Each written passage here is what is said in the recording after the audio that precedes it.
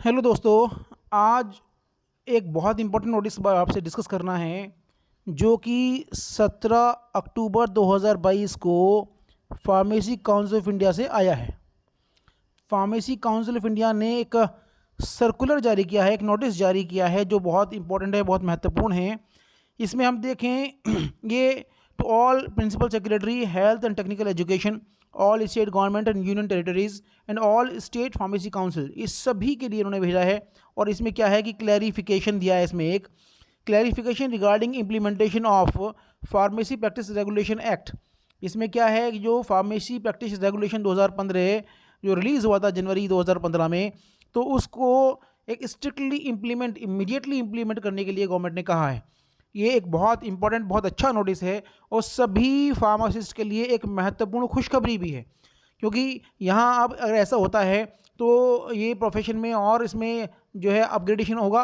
और यहाँ हम देखें कि यहाँ आप देखिए कि with reference to subject cited above, please find enclosed here with a letter number this appendix 1 received from health ministry which is self explanatory।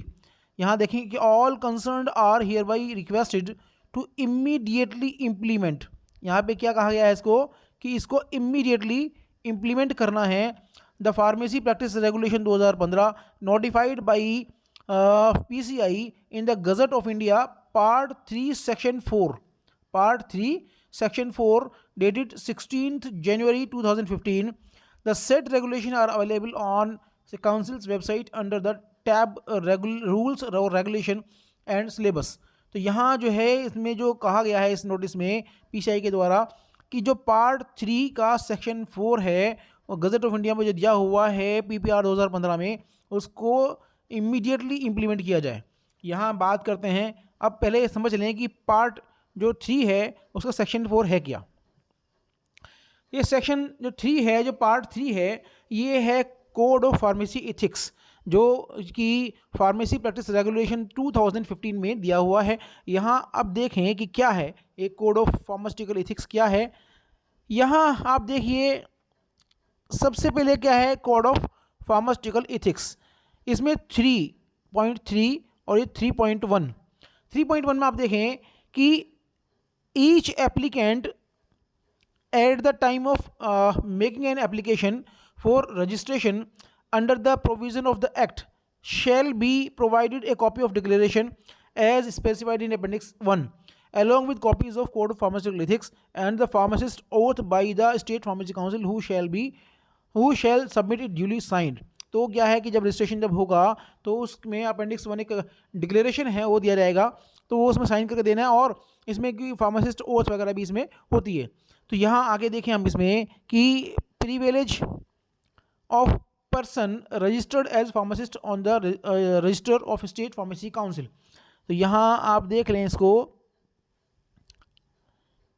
Subject to the condition and restrictions laid down in these regulations regarding practice of profession of pharmacy by person possessing approved pharmacy qualification, every person whose name is for the time being entered in the register of the state in which he is for the time being residing or carrying on his profession or business of pharmacy shall be entitled to practice as registered pharmacist।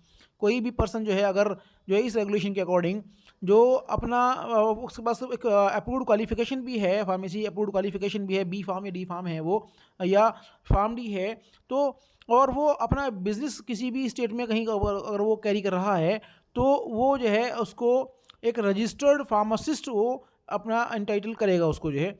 और यहाँ देखें and engage in the practice of profession of pharmacy and to recover in due course of law in respect such practice of pharmacy any expenses, charges or any fee or to which he or she is entitled in lieu of his or her discharging duties as defined in the by the PCI time to time।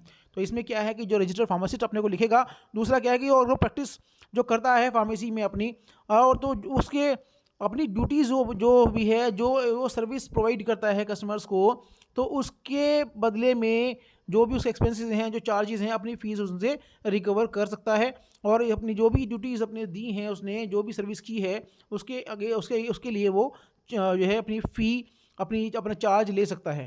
तो एक तो ये है, ये 3.2 है। आगे हम देखें कि नाउ 3.2 देन मेन जो है इसमें ये है आपका सेक्शन 4, दिस वन।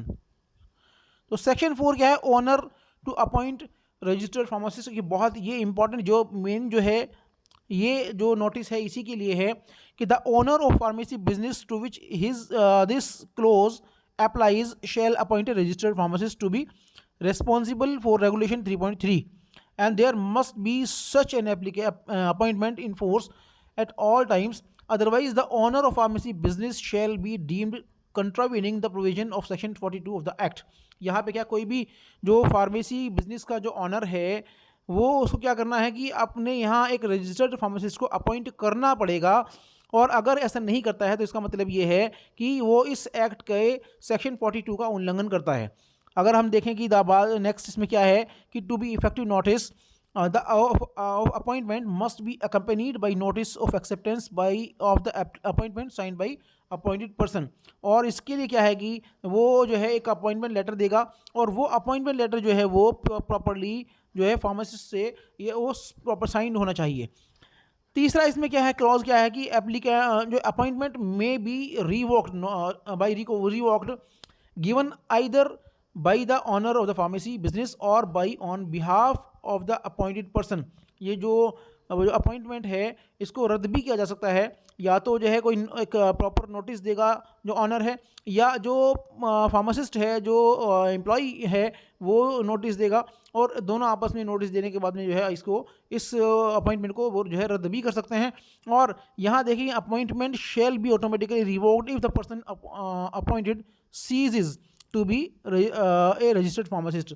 अगर रजिस्टर्ड फार्मासिस्ट जो है अगर जो है इस वहाँ से इस जॉब को छोड़ देता है, वहाँ चला जाता है, तो ये अपॉइंटमेंट को रद्द समझा जाएगा। तो यहाँ कहने का मतलब ये है कि अब सभी मेडिकल स्टोर पर सभी जितनी भी फार्मेसी हैं वहाँ पे सभी को एक रजिस्टर्ड फार्मासिस्ट होना कंपलसरी हो गया है। तो ये एक पीसीआई का अच्छा कदम है और ये खुशखबरी भी है, आप इसको देख लें। और wish you all the best, thank you.